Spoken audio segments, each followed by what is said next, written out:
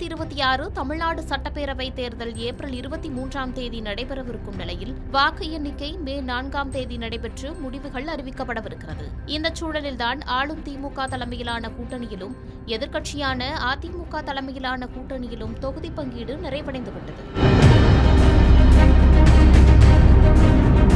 இதைத் தொடர்ந்து திமுக நேரடியாக போட்டியிடும் 164 தொகுதிகளுக்கான வேட்பாளர்களை அறிவித்துள்ளது. இந்த பட்டியலில் 60 புதுமுகங்களுக்கு தேர்தலில் போட்டியிட வாய்ப்பளிக்கப்பட்டுள்ளது. 3 அமைச்சர்களுக்கு திமுக சார்பில் தேர்தலில் போட்டியிட வாய்ப்பு மறுக்கப்பட்டிருக்கும் நிலையில் முன்னாள் அமைச்சர் செந்தில் பாலாஜிக்கு தொகுதி மாற்றம் செய்யப்பட்டிருக்கிறது. இப்படி இருக்க 2026 சட்டமன்ற தேர்தலுக்கான ஆண்டிப்பட்டி சட்டமன்ற தொகுதி தேர்தலில் 3வது முறையாக நேருக்கு நேர் மோதும் அண்ணன் தம்பி குறித்தான செய்தி தற்போது சுவாரஸ்யம் பெற்றுள்ளது. ஏற்கனவே 2 முறை வெற்றி பெற்று தற்போது சட்டமன்ற உறுப்பினராக இருக்கும் நிலையில் 3வது முறையாக வெற்றியை நோக்கி திமுக வேட்பாளராக அண்ணன் ஆ மகாராஜன் உதயசூரியன் சின்னத்தில் போட்டியிடுகிறார்.